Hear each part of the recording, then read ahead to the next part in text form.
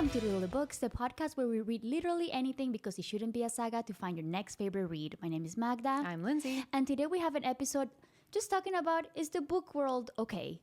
There's so much drama happening. Is the book world okay? I'm not certain. I don't know. I'm not certain. We're going to delve into that. Yeah, we're going to be your therapists for today, and we're going to break down what's going on right now. But before we get started, what have you been reading, Lindsay? I talked about this a little bit in the live show, but I finished The Hunger Games.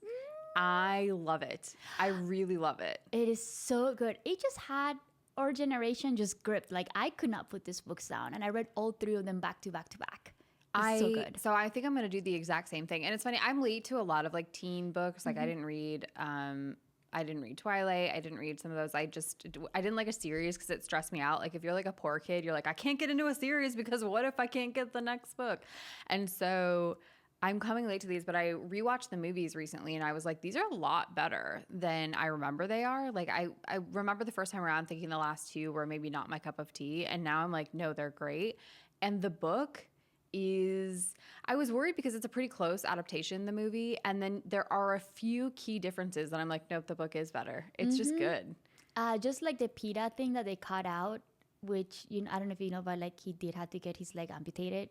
Yes. Yeah, like that to me was kind of messed up that they didn't get represented into the movie. That to me just kind of hurt my heart a little bit. There's a few things in it. Like I do think that PETA is just more likable in the book generally, although I still am not like in love with him yet. I don't know. Like I didn't feel coming away from that book that I was really attached to either guy, which is interesting. But I also like that in it, it's not in the movie. You're like, oh, it's kind of magic. Like some of the things that happen in the arena, like when they drop the mutts or whatever, they're like pulling up a holographic version, then like dropping them down and they appear out of thin air. And I always thought that was kind of stupid. I was like, what is this magic or is it science or is it like an alternate universe? And in the book, it's like, no, it's science. That doesn't happen. I liked that. Yeah, I loved it. I think to me, Hunger Games, it's one of those young adult trilogies that still holds up really, really well. Yeah, the writing is good. It is so good. And I think, I'm hesitant to kind of recommend Twilight to somebody that hasn't read it when they were young, because I think you have to be in the right age to really appreciate what Twilight is. So I think somebody like you that came in reading that kind of late, I don't think you're going to like those books that much. I don't. But Hunger Games is one of those that no matter your age or what time of your life you're in, I truly believe that's something that you're going to enjoy. That is exactly my experience. You're exactly right. Yeah. So anyway, I'm so glad you liked it. Thank you. Maybe we can read the Sunrise of the Reaping together then. I know. I have it sitting in my house. I want to get through the rest of the books. But so maybe that could be a future episode. A little Sunrise on the Reaping action. That could be a good one. I don't know. It's tough because that's like a second book in a later series. It's sort of a random one. But yeah. But now like, Haymitch and stuff, and you kind of know how he treats it. So I think it's kind of nice because it's like a what do you call it? Like a prequel? Like a prequel, yes. Yeah. Which that's kind of what she's been doing a lot. Yeah, and I do think that Haymitch in the movies is more charming. That's the one thing I will say. Like, in the books, he's just a straight up asshole. But in the movies, I found him quite charming. I think that's why I want to read the book, because his Haymitch story. Because I think for us book readers, is going to kind of give us a lot more backstory. Yeah, exactly. Why he's the way that is. And on Katniss's mom, too, I've heard in that book that you get more backstory about because I hate her. I know, she's really... Yeah. But we don't need to go down that path. Anyway, What are you reading? Okay, so I did finish The Irresistible Urge to Fall for Your Enemy by Brigitte Knightley. This is a Hermione based on a Hermione fanfiction. The fanfiction is called Draco Malfoy and the Mortifying Ordeal of Being in Love. I thought it was okay. It was very... I think we talked about it offline. Like, it took me over 100 pages for me to kind of get really into the story. I am coming in with somebody that did not read the fan fiction at all. So I'm just going in blind into this new world, like this new magical world. It is slow. Like all she's doing in this book is doing a lot of world building and setting up to kind of learn about the characters. But I think personally, I don't know how many books there are going to be in the series. I think she could have shorten the world building quite a bit, because I think it was mostly like the last 100 pages that you can kind of start seeing all the pieces kind of being put together as to what's going to be happening in book 2, which I think it took too long. Yeah. But I enjoyed it. I think now the ending really bought me over, and I kind of want to see what all the political drama is going to take me through. So I will be reading book 2. But it is a slow burn of a book, like very, very slow. Oh, okay. So just as a heads up, this is just like my first one. I know that we're probably going to be reading Rose in Chains at some point. So I'm excited about that. And then we do have our SenLinYu event in September for Alchemised, which should be pretty fun. Yeah. Do you want to take a little bit of a break and we'll be right back? So now we're heading back into our main topic of the day, which is the book world okay? And the answer is no, they are not okay. They are not okay. Something is happening. We've turned into 4chan somehow. Book talk is the new, I don't know. Yeah, it just gotten, I think I'm going to call this a little bit cringy because I do not agree with any of this drama that is happening. So we're going to talk about a few things. We're going to talk about the RomCon drama that is ongoing right now. The Julie Soto trying to be canceled right now. Bringing back Ali Hazelwood into the book world, and just what is happening. I don't know. And then we have a conversation about Katie Sturino, who got a bunch of flack for her book Sunny Side Up and size inclusiveness and romance. Oh, I need to talk. I haven't heard about this one. So you're gonna have to fill me in. It's definitely on our list. But like, I don't even want to use the term cringe. Can I tell you why I hate the phrase cringe? It feels very Gen Z to me. And cringe to me is like, oh, you're trying hard and that's embarrassing. And I want to be like, I'm fucking sick of people not trying hard. You should be trying hard. Things don't just come to you. Like, this isn't cringe. It's like stupid. That's the best way I can think of it. Okay. Cringe is like, that's embarrassing for you because you clearly really care about something. I don't know. That's how I view it. Because I feel like they are trying really hard to cancel something or make a drama out of nothing. So I feel like they are trying really hard, and it's embarrassing for them. They're trying so hard. No, you're right. You're using their own word against them. But I want to be like, you don't even know what you're upset about right now. There's no. Well, we're already jumping in. Let's give it the background first. Okay, so RomCon drama. So the RomCon is I guess a book conference that is done by the Mischief Management, which started doing Harry Potter conventions, which is still ongoing, which is called LeakyCon. And the CEO has been trying to distance themselves from like J.K. Rowling, but obviously they're still holding the LeakyCon. They are still holding a couple of other book conferences that have Harry Potter panels and things like that. So people are really upset about this. They're like, you're trying to bring a lot of attention into somebody that is so against trans rights and everything. So I completely agree with this. I think we need to try to distance ourselves from J.K. Rowling as much as we can. It is a book series that is very near and dear to my heart, but I try as much as possibly as I can to not bring it up because I don't want people to spend money in a way that is going to fill J.K. Rowling's pockets. So I agree with that and the type of like backlash against this person. This kind of leads us to I guess RomCon is being held on September 5th and 6th in Milwaukee. And then one of the big people that is attending is Julie Soto, who has just released Rose in Chains. And as we know, that book is based on a fan fiction on Hermione. The original fan fiction is called The Auction. So people are saying that Julie Soto, well, we have like the RomCon that is, they're kind of really close and associated with J.K. Rowling, and then Julie Soto, who is pretty much potentially benefiting from J.K. Rowling because she's using a lot of the Hermione fan fiction to create this whole story. So in theory, it seems like a perception that she is supporting J.K. Rowling by releasing this book. Yeah, I saw a bunch of the reason that we want to talk about this is because like TikTok Reels, everyone was freaking out and saying Julie Soto needs to be canceled because this conference needs to be canceled. It actually, like, for me, I don't know if it was the same for you. For me, it came through as like criticism of Julie Soto first, and then people like tracked back the economics of these conferences to LeakyCon, and they're like, and see, it also is obsessed with Harry Potter. And then they kind of like brought back around the gripe. I don't think initially that the issue was with RomCon. It was like they wanted to place blame on Julie Soto for some reason. It's insane. Yeah, it's insane. And like, I think it's kind of unfair too that it's only Julie Soto, the one that is getting a lot of flack from this, because we have 3 total Hermione fan fictions that are being traditionally published this year. So we have The Irresistible Urge to Fall for Your Enemy by Brigitte Knightley. Obviously, she's a brand new author, so maybe people might not know about her as much. And then we have Alchemised, who is based on Manacle by SenLinYu, but that book hasn't been released. So Julie Soto has just become the target that this is the person that we're going to be attacking. Yeah. Okay. Can I start with my thoughts on RomCon first? Yes. Like the economics behind RomCon, and then we'll move to Julie Soto. Here's what I think is crazy. I think, yeah, they need to be mindful of like where the money is going. Like people who visit these cons and things like that. But like I don't know, but I would assume that J.K. Rowling gets no money from these. And what is the conference supposed to do? They've already said like, yes, we acknowledge this really problematic history. And these LeakyCon has been going on for a really long time, like long before JK like really made this her thing. And so they created 2 new cons and they've said we're going to try and distance ourselves from that thing, but they still need the money to keep going. I just feel like how can we progress here? They made a mistake about something that they weren't sure was going to become a cornerstone of her personality.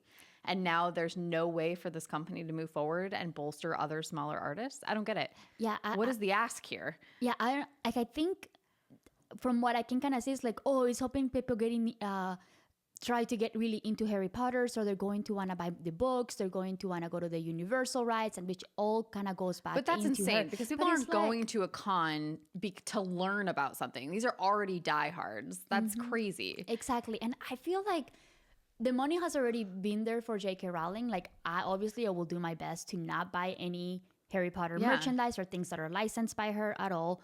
I will not try to go to Universal Studios as much as I want to because I don't want to support that or the licensing deal. But however, I think fan fictions is a way to help distance yourself from J.K. Rowling. I am flipping a story that something that you thought it was going to work and say like, that wasn't good enough. I'm going to flip it and I'm going to create my own magical world. I'm going to create my own characters and I'm going to make a much better story out of this. I think that's a better way to honor and distance yourself from J.K. Rowling, which is just give space for all of these amazing stories that are coming up and creating this new magical world that really, when you read the books, you are not going to think about Hermione and Draco. I guarantee you, at least from when I read The Irresistible Urge to Fall for Your Enemy, that was not the case for me. I jumped into a brand new world that I did not relate at all to Harry Potter.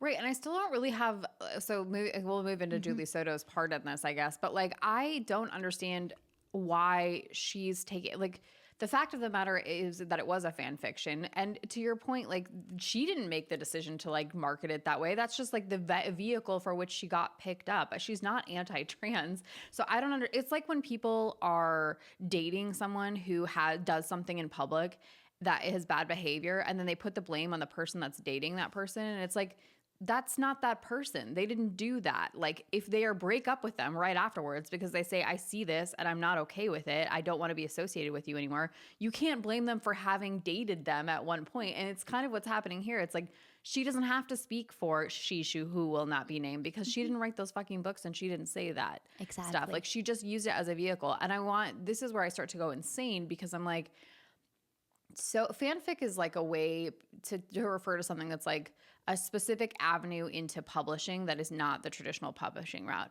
But ultimately, like, most art is borrowing from art that has already existed. Like, a lot of people have issues with the Bible, but let me tell you, biblical stories show up in your art everywhere. And like, we don't witch hunt them. I don't understand this. It's like, it's a reinterpretation of something.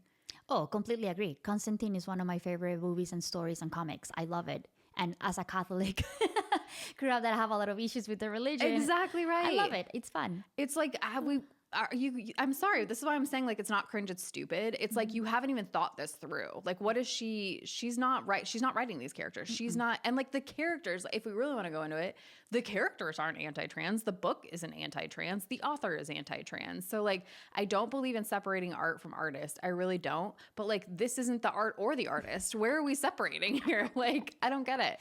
I think a lot of the backlash came more for the publisher, which obviously, to your point, they're related to Julie Soto, because the publisher, when they were sending out the arcs, it said like, based on the fan fiction of Hermione, right? Which is like, oh, you're like using Harry Potter to like push your book, and it's like, well, this was a really popular fan fiction, so like, as the publisher, I'm like, yeah, I'm gonna push that, but like, J.K. Rowling is not getting any money from this at all, so I don't see the issue with that whatsoever.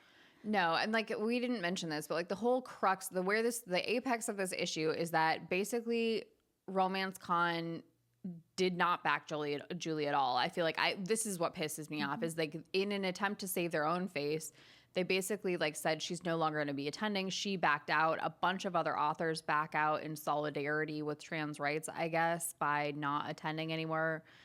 Yeah, go ahead. No, Yeah. please. No. This is the thing that I don't understand because, okay, Julie Soto announced that like she's backing out. Then we have like all these other authors after she backed out saying like, yeah, we're not going to do it because we support trans We rights. don't want to be associated with it. And it's like, okay, I'm sorry, but like, I'm a big supporter of LGBTQ rights. Like I love them and everything, but like how I guess how does that help how does that help the community? I wanted to be I'm like, really you know what you should confused. do? Attend the con, make a shitload, or make whatever money you can, and then use that money to donate back into an organization that helps trans kids or people like. Yes, that helps the trans community. But instead, you're just backing out of a con that is like tangentially sort of related to J.K. Rowling and now putting an independently published author who made a name for herself out to sea. I'm like, how is this? This is just mess that has nothing to do with the actual community that's impacted by these statements. And then, of course, it brought our Queen Allie Hazelwood right into the conversation again. We talked about this a few weeks ago, but Allie Hazelwood randomly came under fire for maybe the dumbest reason ever, which is at a romance con, she basically said Peeta was useless from the Hunger Games and that she liked Gale. And then people just started coming after her in droves, saying terrible things about her writing, about her as a person. And then, of course, she and Julie are close in the book community, and it's sort of brought her name back into this conversation. And this is where I'm like, what is happening here? What are we doing here? These are two authors, but particularly Allie, who I feel like, you know, we see a lot in our book community, has done nothing but bolster the people around her. She is such a fan of having like diverse authors get the spotlight and uses her platform to give them visibility. Like, I just think this is wild. Not anymore because you motherfuckers run her out of Instagram. right. So you can't even like give her a platform so she can support all of these amazing authors. So yeah, good job, guys. Good job. This is all just part of that red string theory that people are just trying to connect the dots and like, yeah, Allie Hazelwood is related to Julie Soto, therefore she sucks too. And it's like, y'all have to like get a life. Like, this is ridiculous. It is absolutely absurd. I just think it's like these are people who are miserable generally and are trying to find a source of that misery to like pin their upsetness on, and like this is where it's, or they're upset on, and I'm like, this is where it's going. And I'm just like, what? Again, like, what is the end game in these conversations? Okay, Julie Soto and Allie Hazelwood cease to exist as writers. So now we have an author who puts female in STEM romances, and we have another author who is taking away attention from a problematic magic writer and potentially replacing that world with a better one. And now they can't do that. Like, what? Great, that's a net win. Mm-hmm. That's a net win for society. Way to go, guys. Yeah, it is. Yeah, I don't know. I just feel like, is the book community okay? No, they are not. I think it's just, it makes me not, and I think a lot of this from where mostly I see it, it's on Book Talk. And then it starts out there, and then it slowly starts splitting over to Bookstagram, and then it slowly starts going over to BookTube. And it's just, it's non-stop. But I do believe that the root cause of this is just people trying to bring notoriety to themselves, trying to like steer the pot and finding this like non-existing drama, and then it just like rolls out of hand. See, I don't think it does have to do with notoriety. Can you name a single person on Book Talk who has talked about this? No, I don't know them. And I actually like stopped, like I just scroll past it really quick because I just get so fed up. That's what, I think it's just like screaming into the void and then having people validate your anger. I think it's not even about notoriety. I think it's about like, I feel bad and I want someone else to feel bad with me so that I don't feel alone in why I feel bad. I think the notoriety, maybe I used that word wrong. I think it's more about like, haha, look at me, I'm so much better than you because I made this connection. I'm so much better than you because I, for one, like I don't want any association with this other author that is very problematic. Yeah. So, and I made this like 10-step red string connection that nobody else did. So therefore, I am so much better. That's how I see it. Okay, can I bring one other story and author into the conversation that I mentioned at the top? Okay, so there's another author, Katie Sturino, who wrote this rom-com Sunny Side Up. And Katie Sturino is really famous because she's the founder of Megababe. Are you familiar with that brand? am not. So Megababe they sell like body care products, but their whole thing is about body positivity. So like Katie Sturino is like a plus size woman. So like one of the products that they make that I actually use and love is this like little lubricant for the inside of your thighs in the summer so that they don't chafe together, basically. It's a good idea. And she has a really good social media following for being like super into the body positivity movement. And then she wrote this book called Sunny Side Up, which features it features a person who's in PR relations. She's built a huge online following who also posts about her feelings about body positivity and like sharing her life and things like that. So it's sort of like, a vehicle for talking about her experience as well. And basically people started to come after her because they're like, this is so unrealistic. Like no man in this world would be interested in a woman who was bigger. And I think we saw this with Bridgerton as well, with Nicola Coughlan. And we've seen other authors, like we had Curvy Girl Summer by Danielle Allen, who also kind of talks about this. And Katie Sturino was like, what the hell? Like, it's a book. I can set whatever parameters within the context of the relationship of these two characters that I want. Like, how is that not, like, how are you guys so focused on body positivity? But when I give you a character who is a plus size character who finds love, you're like, that would never happen. They just want to keep them as side characters instead of them being the center of the story, which sucks. And then it gets even more nuanced because she's been really open about taking GLP-1s, which is like Ozempic, and she's lost a little bit of weight. And people are like, oh, you're not that body positive. And she was like, oh, and this was like kind of a health thing. And she was honest about it. And this is where I'm saying, like, talking about the Allie Hazelwood or the Julie Soto, you want them to be honest, but you don't like when the honesty is not super easily identifiable as wholly pure. And like you want to move society forward, but when people put that in books, then you don't like the way that they represent it, or you don't feel like, I don't know. It's just a super complicated conversation that I feel like we've lost the plot. And I mean that literally, like around how to criticize things while still being open-minded about our criticisms potentially being just wrong. Mm-hmm. And not only that, like, I think the book community, I think we all came into this as being our safe space where we're finding stories that we really like, no matter where you are, you will relate to. Whether it's a magical world, a world about a curvy woman, a world about an undocumented immigrant, a world of whatever it is. It's supposed to be your comfort space. And it's now being attacked that it's going to make it a lot harder for a lot of people to kind of say what they're reading because for the fear of being judged. And it's just sucky. It's not a safe space anymore. And it just makes it a lot harder for us to, it's just going to break the community apart because nobody's going to want to say or do anything because it's just going to be like, let's see how we can dissect this and see how wrong you are. Like, it's just kind of shitty. Well, or also like, I don't even have an opposition because I don't necessarily think like book reading should always be a comfort activity. Like sometimes it should be an activity that takes you out of your comfort zone and puts you in a position that maybe you wouldn't otherwise be in. The point of art is to, I think it's what you're saying. It's to like take you to a new place and find the ways that it reaches out to your soul. But also, like, I think the other part of that is, like, to acknowledge the ways in which that person's experience is very different from yours and say, like, maybe my worldview is not the same as someone else's worldview. And maybe the way that I view things makes it so that I might be unaware of the ways in which I'm seeing things incorrectly, you know? And I feel like that tension is like not the most comfortable, but it's there for a reason and it can be productive without being like a pile on, you know?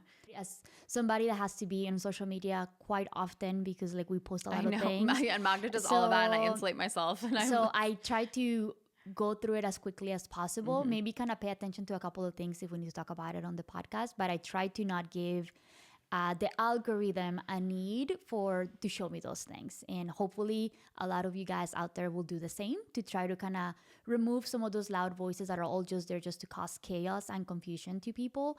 And hopefully it works. I hope. I don't know. That's kind of also I try to help stay sane in my brain. And now most of the time I only get just book reviews. Here's a top 5 reads that you should be reading if you're feeling like this. And I'm like, this is the content that I signed up for. No, but you're right. Because I think like, okay, if you're in the book talk community, I mean, your recommendation is exactly the right way. Like, I think it's that extra beat to say like, what am I adding to this conversation? Yeah. Am I adding nothing? Have 15 other people already said this? And then also, what am I adding? But also like, what am I looking to get out of this conversation? And if the answer is like to validate my anger or to find someone who agrees with me, then you're probably not doing the work of being a good citizen of the book community. Like the purpose is, like you said, it is comfort. You're right. But I also think it's like support, you know? I don't know. Agreed. And I think with that, I don't know. Is there anything else that we should say? Because I think this was our venting session. It was our vent session. But yeah, anyways, thank you for listening to our venting session. Hopefully we can all be better together as a society. Don't jump on the bandwagons that are just going on to hate for no reason at all, or the reason seems so flimsy. And read what you like to read. Go be supportive of your authors. And just like Lindsay said, go be a good reader citizen. I don't know what the right remember word. why you came here. Yeah. Like this is a community that pulls in, it doesn't push out. And yeah, exactly. So let's just all sing kumbaya and let's log out of here. Thank you for listening to Literally Books, the podcast, where we say what we read and we mean what we say. Bye. Bye.